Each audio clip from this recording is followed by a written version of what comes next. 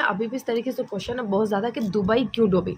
Dubai एक इस तरीके का एरिया है, एक इस तरीके का देश है जहाँ पर काफ़ी ज़्यादा जो है कि मतलब सूखा पड़ा रहता है वहाँ पे, और वहाँ पर जो पानी की कमी है, पानी की डिमांड जो है वहाँ पर अंडर वाटर के द्वारा जो है वो अंडरग्राउंड वाटर के द्वारा वहाँ पर पूरी की जाती है, वहाँ पर सूखा रहता है।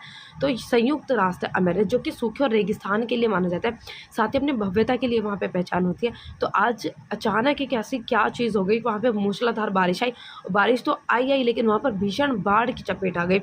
तो ये चीज़ें बताई जा रही है इसमें, तो देखिए, और इसमें आपको नई चीज़ भी जानने के लिए पता चलेगी। तो ये देखिए, इसमें कहा जा रहा है कि कुछ घंटों की बारिश से जो ठप होकर जो वहाँ पर बहुत ज़्यादा बाढ़ आ गई, और पिछले वर्ष नवंबर महीने में भी दुबई का मौसम काफ़ी ख़राब हो गया था, लेकिन इस तरीके की हालत नहीं हुए थे। और रेगिस्तान देश में इस तरह अचानक मौसम ख़राब होने से दुनिया भर के वैज्ञानिक चिंतित है कि भाई एक्चुअली में ऐसा हुआ क्या, कि जहाँ पर इतनी बारिश कभी ऐसी पड़ी नहीं, और इस बार बारिश तो पड़ी लेकिन साथ में इतनी ज़्यादा मतलब बाढ़ वगैरह आ गई। तो दुबई में कोई भी नदी नहीं है, और वहाँ पर पेयजल के लिए जो व्यवस्था की जाती है वह ग्राउंड वाटर या समुद्र के पानी को स्वच्छ बनाकर की जाती है। अब हर कोई इस चीज़ के बारे में सोच रहा है कि इस तरीके से चीज़ें हुई कैसे, कि संयुक्त राज्य अमेरिका में 75 वर्षों में सबसे भारी बारिश का असली कारण जो है क्या है कि 75 वर्ष हो गए इस तरीके की बारिश कभी नहीं हुई, और बाढ़ भी आ गई। भाई ऐसा क्या हो गया? तो वैज्ञानिक संबंध में अपनी अपनी राय जो है वो दे रहे हैं। तो लोगों के द्वारा ये कहा जा रहा है, विज्ञान के द्वारा ये बताया जा रहा है कि दुबई में भयानक बाढ़ के पीछे क्लाउड सीडिंग का मामला बताया जा रहा है। भाई अब ये क्लाउड सीडिंग क्या होती है? भाई नई सोचने वाली समस्या है कि क्लाउड सीडिंग क्या होती है। क्लाउड सीडिंग एक इस तरीके की टेक्निक्स है जिसको कह सकते हैं आर्टिफिशियल रेन जनरेट करना।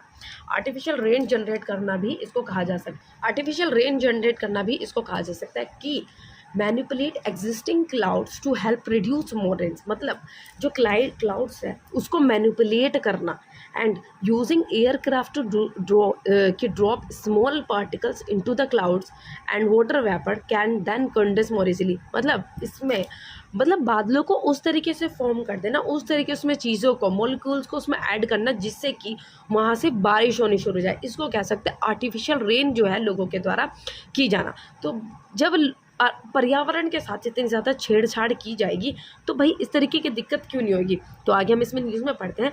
संयुक्त राष्ट्र अमेरिका के पूर्वी तट पर स्थित फिजोरा में मंगलवार को 14.5 सेंटीमीटर बारिश दर्ज हुई थी, और कई रिपोर्टों में दुबई में अचानक आई बारिश को क्लाउड सीडिंग से जोड़ा जा रहा है।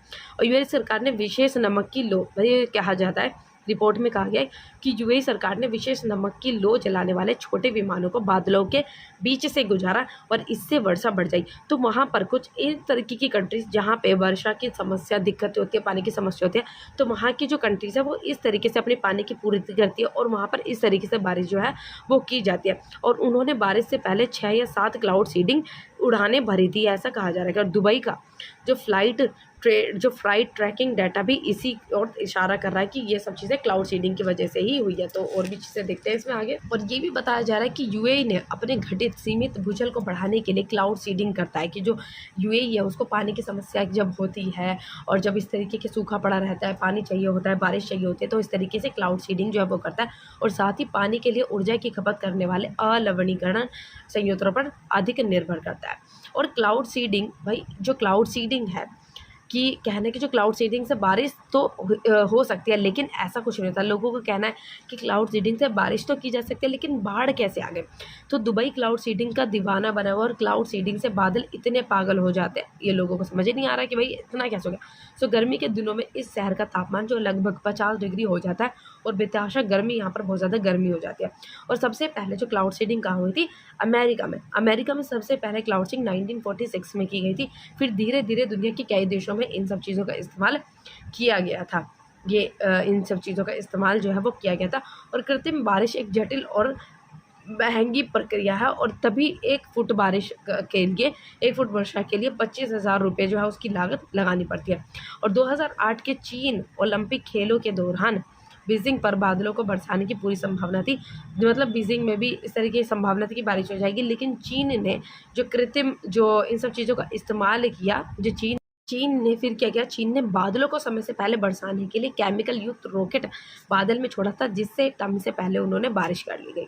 तो ये सब चीज़ें, इन सब चीज़ों से प्रकृति के साथ बहुत ज़्यादा छेड़छाड़ की जा रही है और ओजोन परत का नुकसान किया जा रहा है और समुद्र का जल तेज़ाबी होने की आशंका भी जताई जा रही है। ये कहा जाता है कि भगवान ने एक सृष्टि बनाई है, उसमें मोतियों से पिरो रखा है, उसको माला को तोड़ देंगे वो तो सब बिखर जाएगा और लोगों की बदलती जीवन शैली के चलते भयंकर जो है वो उसके साथ खिलवाड़ किया जाता है कि लोगों को इसका भयंकर परिणाम देखने के लिए मिल सकता है और विज्ञान का जो है वो गलत तरीके से इस्तेमाल किया जा रहा है और वह प्रकृति के खतरे में ढालने की विशान जो विनाश लीला बंद करे और विज्ञान का इस्तेमाल बहुमत होकर संयम तरीके से करे तो काफ़ी अच्छा होगा। तो जब इसका अंजाम लोगों को देखने को मिलता है तो लोग सोचते हैं भाई ऐसा कैसे हो गया, कैसे हो गया भाई, ऐसा ऐसे हो गया कि भाई लोगों जब परिवर्तन के साथ छेड़छाड़ करेंगे तो ऐसा ऐसा ही होगा। लोगों को कैसे समझ में आएगा भाई ये सब चीज़ें कि भाई इतना ज़्यादा पहले इन्वायरमेंट के साथ, पर्यावरण के साथ इतना ज़्यादा छेड़खानी करके उसको मतलब इतना ज़्यादा परेशान किया जा रहा है, बारिश नहीं हो रही थी वहाँ पे, इस सब तरीके की हरकतें करने के बाद जब बाढ़ आ गई तो फिर सब वैज्ञानिक सोच रहे हैं भाई ऐसा कैसे हो गया। तो ऐसा जो भाई परिवर्तन के साथ छेड़छाड़ करेंगे तो ऐसा ही होगा, लोगों के लिए अचंभित होगा ये सब सोचना।